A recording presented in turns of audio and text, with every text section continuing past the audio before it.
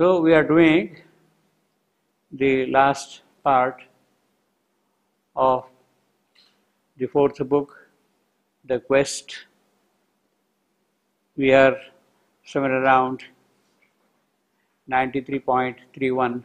Savitri is going from place to place through various lands, through various countries, rivers, mountains, plains, forests, and seeing the worldwide ways that have opened in front of her.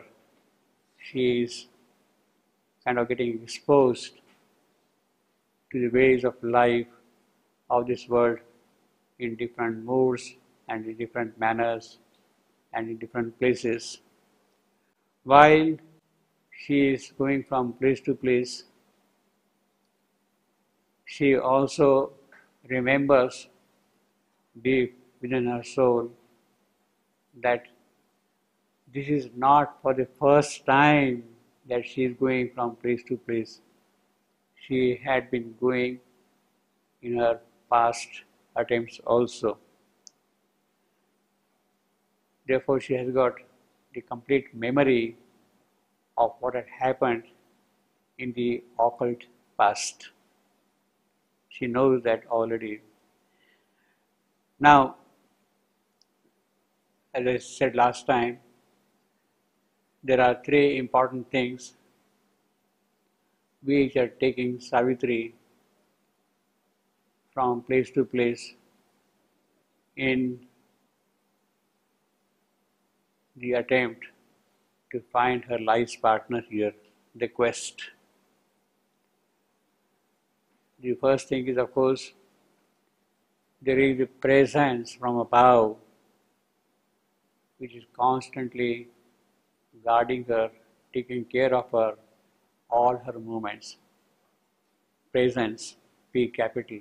The divine presence is there, all the divine Shakti. It is there, always behind this human Savitri who is now going from place to place.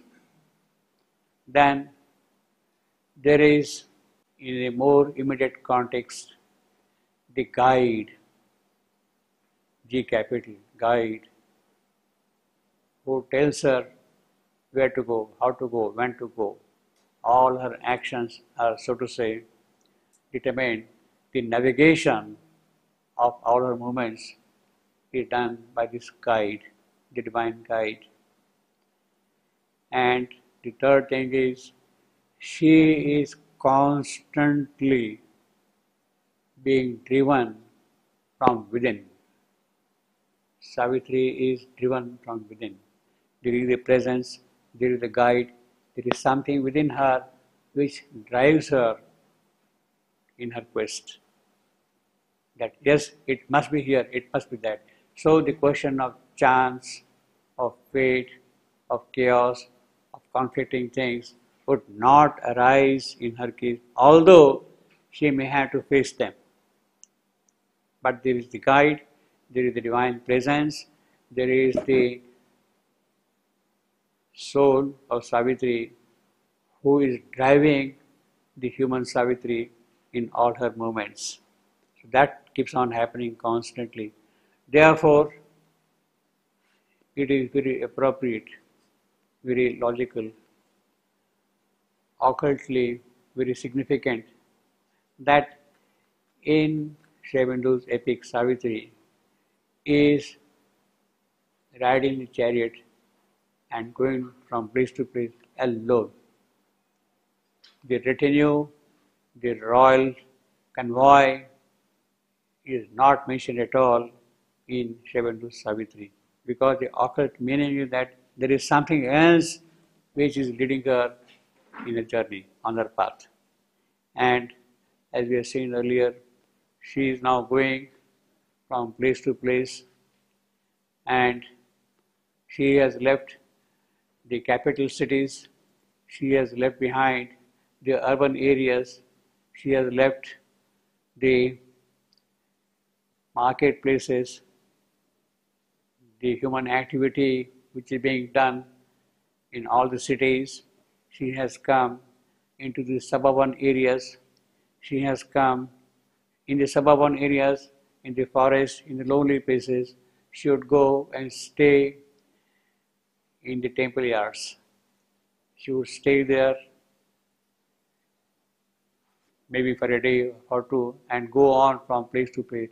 And that journey of Savitri is going on almost for a year. Savitri's journey is almost for a year. And now the end of the year is approaching. She is on the verge of discovering the one whom she had been searching through all her movements throughout the journey. So we are here now at a place where there is very little habitation, lonely place, forest, quiet, a place meant for inward development, inward growth, a place like Auroville. It is meant to be that way. You see. Of the ancient times, you see, if few and if fit inhabitants she called to share the glad communion of her peace. The breath, the summit were their natural home. 99.31. Now she, a few and fit inhabitant, she of course stands for nature. The previous description is pertaining to the surroundings, the nature through which Savitri is moving. Her chariot is running speedily. And what does she say there? What does the poet rather tell us? That in that place, it is the land, as I said earlier, for doing tapasya. Savitri has been going through various parts of the Aryavarta, and as I said, Aryavarta is the land of tapasya, where you do spiritual tapasya, ascesis, to get spiritual realizations. Now, these spiritual realizations can be different for different types of people. And we have here a description now of those various categories of people seeking spiritual growth and spiritual progress and spiritual possibilities. So the first in the category is the king sages. The king, the strong king sages from the labor done, freed from the warrior tension of the task, came to her serene stations in the wilds. The strife was over, the respite lay in front. King sages, see, in the earlier traditions of spirituality, people who had different types of realizations, they were addressed accordingly. King sages would be Rajarshi. Like that, there are number of types of sages: Rajarshi, Brahmarshi, Maharshi. They're all different grades of spiritual sages. You see that way. So here, first, what we are meeting first are the king sages. King, Rajarshi, Raja, the person who has lived a rich, royal life, active life in the world, and now it is time for him to retire from that life and go to the forest and stay there for his spiritual growth, for the spiritual pursuit. That was taken as a kind of a necessary step by every member of the society, different grades of people doing different functions. The first stage of life in the Indian tradition is of learning, of education, brahmacharya, of growing up to the boyhood stage, acquiring knowledge of the world, preparing yourself to launch into life. That is the first stage. The second stage is the household life in the nutrition.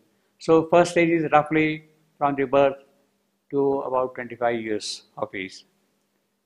You have acquired all the worldly skills, built up proper health, you are a master of things now, and now you can launch into life, the dynamics of life, all the conflicting issues of life you are able to face, ruling, commerce, whatever is required, technology, that is being pursued in the second phase. Grahastha, that is the name in the invitation, household life. And that goes on roughly up to the age of 50. The first is 25, another 25, household life. Then at that time, people would retire from active life and hand over all the responsibilities to the next generation. This is my kingdom, I ruled it for 25 years, now you take charge of it. He would not continue to be the king after that because he has other things now to do. So he goes into the forest and stays there. And that is called Vana Prastha. Vana means forest. Prastha. He is now moving into the forest. So these king sages here, what we have got here, now they have just entered into the forest life. They have become Vana Prastha. They have handed over the charge of the kingdom to their son or whosoever it be, and he is going to rule it. Of course, these people, although they have accepted now, they have entered into the life of spiritual growth, they are still accessible to the people of the world, to the household people for advice, for consultation. If you have a problem, you can go and consult them. And they would do that. They would not abandon that kind of a thing. They were not ascetics detached from those things at all. They would give advice to them, you see. So this strong king sages from their labor done of ruling, freed from the warrior tension of their task. You see, this is what happens. Warrior tension of their task. See, it's not an easy life, it is a tension all the while, you see. Ruling also, you see, is a tension all the while. Came to her serene stations in the wild forest, in the loneliness of the forest, with animals, birds, rivers, mountains and all that thing. In that lonely retreat, they have come now to have sessions with her, to live in that company, to grow in that atmosphere. The strife was over, the respite lay ahead for them, for their purpose. Happy they lived with birds and bees and flowers, and sunlight and the rustle of the leaves, and heard the wild winds wandering in the night, mused with the stars in their mute constant ranks, and lost in the mornings and in azure tent, and with the glory of the noons were one. So that is the description of the serene stations with nature these king sages would have in the beginning. Very beautiful poetry. Happy they lived with birds and bees and flowers. See the rhythm also. And sunlight and the rustle of the leaves, and heard the wild winds wandering in the night. Wild winds wandering in the night. See the alliteration of WWW and all that. You see, very beautiful. Mute with stars in their mute, constant rank. So in the daytime what happens, the midday what happens, in the evening what happens, in the night what happens, the whole description is there, you see. Mute with stars in their mute, constant rank, and lost in the mornings as in azure tent, as if the whole thing is an azure tent under which they are sitting and living, you see. And with the glory of the noons were one. They had identified totally with nature, see. And among these king sages, or those people who are living, you see, he says, a few and fit inhabitants nature had called. So one set of people are those king sages. There are other set of people, some deeper plunged from life's external class, beckoned into a fiery privacy, into soul's unassailed star-white recess, disjoined with an ever-living bliss. A voice profound, the ecstasy and the hush, they heard, beheld in all revealing light. So they are able to hear now the revealing light, see the voice, hear the revealing sound, voice. They are able to see the future possibilities of light opening in front of them. A voice profound in the ecstasy and the hush, that is important. They are in deep trance, in a state of trance, ecstasy, and hush. The hush within, it is that which makes them hear that voice, V capital. Some other voice is coming and they are able to hear that voice in the deep hush of their soul. They heard, beheld, an all-revealing light. See, both voice and light, sound and sight, a different sound and different light, different organs of hearing and seeing have opened for them. They see with a different eye. They hear things with a different ear. All time made difference, they overcame. This, that, whatever differentiation is there, that is no more there now for them. The world was fibered with their own heart strings. World was fibered as if lineaments or filaments of the nervous system. It is that which enmeshed everybody. They got linked up. Means it is a kind of an identity of these people with the entire creation. The world was fibered with their own heart strings, close drawn to the heart that beats in every breast, so they could hear what is happening within your heart. Well, they read one cell in all through boundless love. That is the quality, the boundless love. Everywhere it is that which holds them together. That oneness of love is there, not of mind, not of action, but of intimate. It need not be even expressed, but it is there all the while, that love.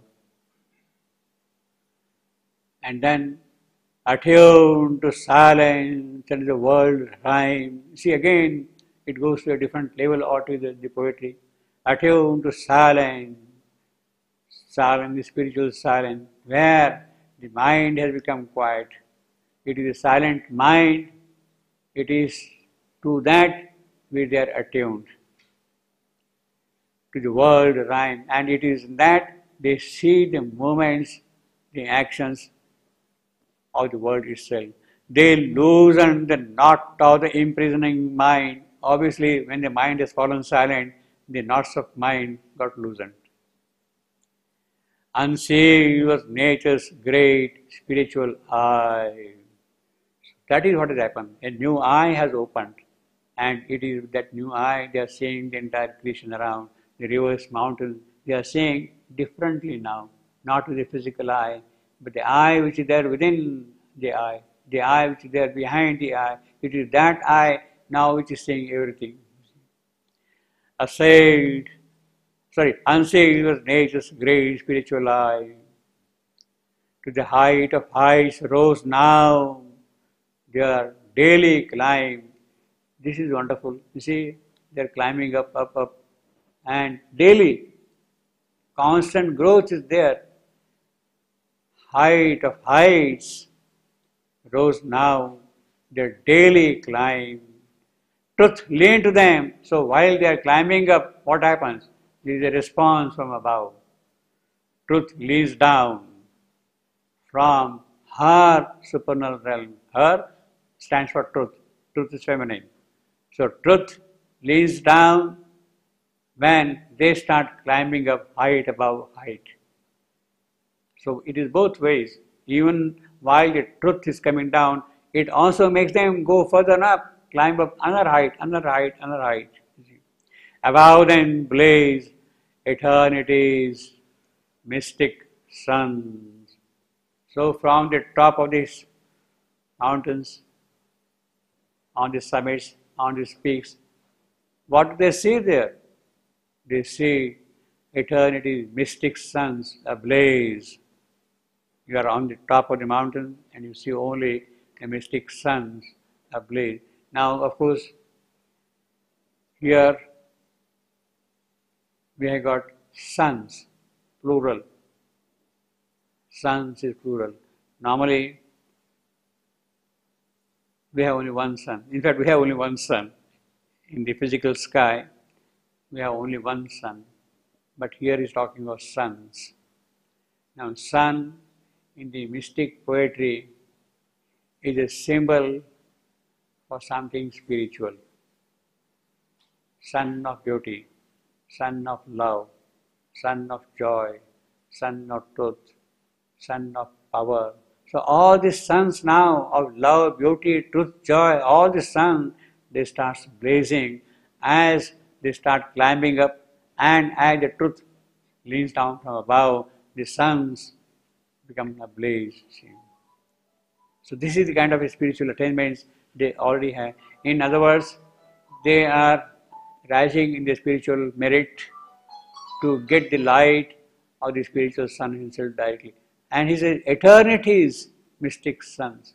Eternity's mystic suns, it means that they should be really supramental suns of power, love, beauty, joy, which is shining for them. So these are the kind of spiritual attainments these people have. A few who had come here. Then, namely the austere ascetics. This is another class of people, the ascetic. There are people who are engaged, but there are people who kind of remain now detached, aloof from all the activities. Namely the ascetics. Without home, they have given up everything. They may not even have hermitage. They may not even have a hut. They may be one day here, next day there, next day there, wandering also. Free, nothing. Abandoning speech and motion and desire, mauna, speech. They abandon speech means they have become mauna. They would not speak at all. And of course, motion, they would stay at one place here. And desire, they are free of desire, obviously. See. No want, no longing, no yearning. I must have this, I must have that. Not even the spiritual power. I must have this spiritual capacity or that spiritual. Not even that. That desire is also not there with them now. They have totally given up themselves to the divine in that sense. Whatever has to come, as if they have got a kind of confidence, it will come. What is needed will happen. You see. They have got that kind of confidence. So they don't have even to desire anything at all. Aloof from creatures, set absorbed, alone, immaculate in tranquil heights of self, tranquil heights of self. In the Atman, they are aloof, detached from everything, alone, immaculate in tranquil heights of self. On concentration's luminous, voiceless peaks. So the concentration is so intense and is so climbing, they have now reached the summit of the concentration, and it is there they are stationed. On concentration's luminous, voiceless peak, world naked hermits with their matted hair. They have no need at all, you see. Matted hair. Immobile at the passionless great hills. So the surroundings are there, hills are there, immobile, motionless, stable. Mountain stands for loftiness and stability. So the both things are there, loftiness and stability. Both of them are there. Great hills, around them group like thoughts of some vast mood, awaiting the infinite's behest to end.